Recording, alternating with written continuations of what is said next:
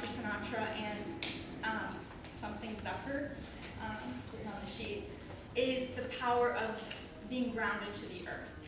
So this means that your flesh, often your feet, have to be connected to the earth. It can be the grass, it can be walking along the beach, which is also really, really good for you, or it can even be concrete. So even that is going to give you power of the earth. And if you can't always be outside, which a lot of people can't be outside barefoot every day, you can get products from the longevitywarehouse.com, which is David Wolf's website for products. So there's something that if you work at a desk or you write at a desk, and you just want to have it when you're hanging out reading, it's just a little pad like this, and it's going to give you the same benefits as if you're walking on the earth. So it's really good for, basically we are an electrical being. Why is being grounded helpful? Because the earth is negatively charged. We can get positively charged. So we want to see the earth descend. We want to, when we place our feet on the earth, or our body on the earth, we're going to allow that negative energy to come into our bodies and reduce inflammation. And this is also really good with the electromagnetic fields. So say you're on your laptop, there's going to be a certain amount of voltage or whatever, electricity coming into you. And David Wolf has these great little clips on his website. You can literally see, so it's on his iPad, whatever, and there's a certain amount of electricity coming in. As soon as he gets grounded, it goes down, like, I don't know, 100, not 100%, but like a huge, huge percent. So if you are a lot on a laptop or any type of electrical device and you want to get grounded for that amount of time, it's great. You can also invest in grounding sheets, get a whole grounding bed if you want. So there's a lot of tools out there for grounding. But when you can, take your shoes off when you're outside, when you're in the park, like the beach. Exercise, very important. We'll talk about that more later. And moderate your energy. You don't want to work out too much either. And then nature, really so healing to be around nature, as we all know. It reduces stress, makes you feel good, connects you to the source. Okay. So now I'm going to talk about 5, and let me know on time also.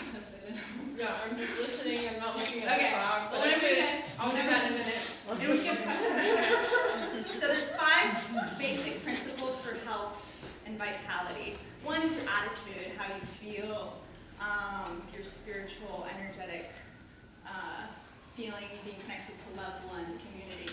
Then there's your diet, and of course being outside, grounded, absorbing sunshine, air. And then there's exercise, very important. And then lastly, sleep, which is hugely undervalued in our society for the most part, and rest. So attitude. I don't care what you do, how healthy you are. If you're sad, your body isn't going to thrive. And there's no point to live a long, great life if it's not great. So we really, really need to feel good. That's most important. If you're not working in a good environment, if you're not in a good relationship, if whatever isn't making you happy, it's important that you love what you do and you do what you love, and to make those changes now. Most of us are pretty young, we have a lot of opportunities. So really choose things that make you happy. When you're happy, everything else is so much easier. So attitude. And then just from the harmonium, non-yoga background, disease stems from the mind. Anything physical, anything that we see, there's something before that. There's a root cause. And it can be negativity, your own mind.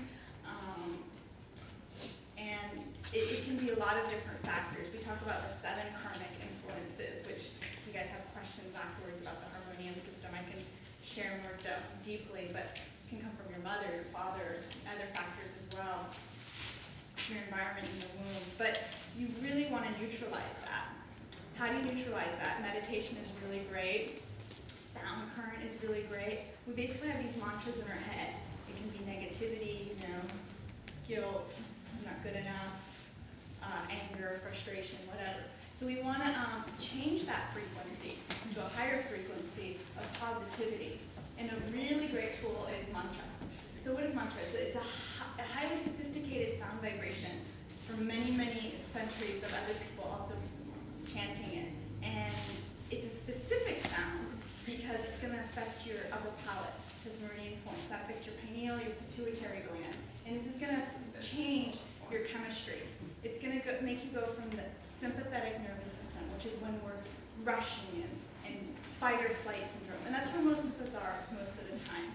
And it transfers you to the parasympathetic nervous system, which is where you're relaxed and you're blissed out, and how you feel after dancing or being with someone you really love, or chanting. So there's a physical science of chanting. And it also changes your mental patterns. Most of the mantras are very positive, sending love and healing to the divine, to yourself. And when you repeatedly chant these specific mantras, it'll change your own internal dialogue and thought patterns to positivity. So we really want to have this neutrality. You can have too much masculine, too much feminine, and we want to bring that into balance. And meditation is a great way. If you do have negative thoughts, a great way to help with that is breathing. Slowing down the breath, doing pranayama, which is breath control exercises, and it's really great to start your day that way. Just as we're a product of our environment, the way you begin things is very important. So the first thing you do in the morning, just like the water, also the first thought you have should be really good. The first image you have, make sure around your house is something really positive, because that's going to infuse your whole day. It's like, you get off on the wrong side of the bed, they say, or the wrong foot. The expression is because one thing leads to the next. So you really want to have the first thing in your mind when you get up. It's like, wow, I am going to have a great day no matter what. Or wow, I am so happy to have this day ahead of me. Or wow, I am beautiful. Or wow, I am blessed. Or wow, whatever you want. You can look in the mirror also. When you first wake up, look in the mirror, look at the eyes, and say, wow, I am in some great affirmation. And that's going to change your whole day. And meditating is great in the morning, and doing breath exercise is great in the morning. Okay, so,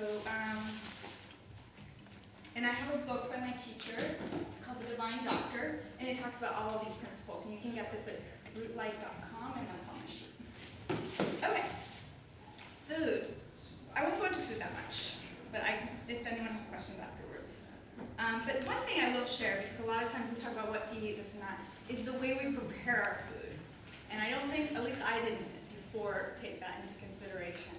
So I think, first of all, if you can, for me personally, eat at home. When you make your own food, you're going to infuse it with the most amount of love. And make your food in a good state. Don't be rushed. Don't be stressed out. Really focus, I am making this food for myself, for my loved ones, and infuse it with love. That vibration is going to go into the food. You can play sacred music, that's what I do. And when you're moving the food with your hands, that's going to go vibrationally into the person's belly.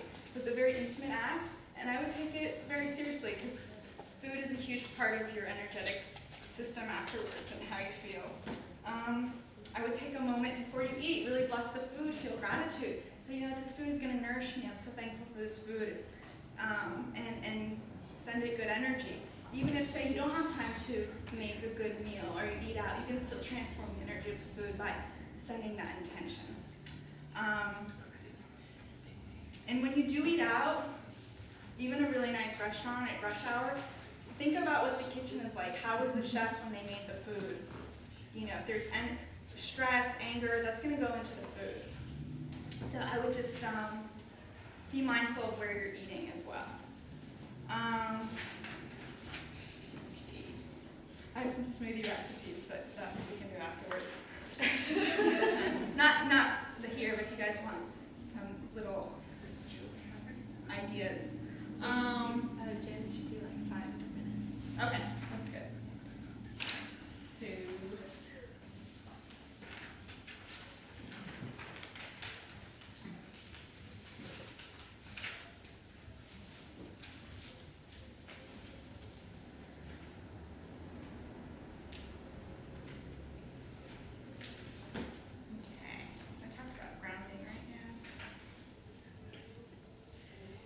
So, I'll just read this quote for the grounding book. Earthing may be as fundamental as sunlight, air, water, and nutrients.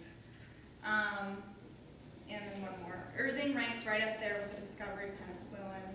This book, which is Earthing, is probably the most important health read of the 21st century. And many doctors at the conference spoke about the power of grounding. And it really helps with jet lag, it helps with have sports athletes perform better, clarity, mental fatigue, a lot of different attributes.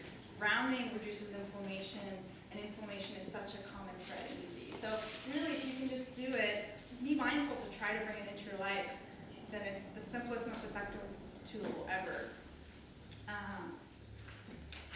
So going now to dirty electricity or electromagnetic field. So here's another really good book. It's called Zap.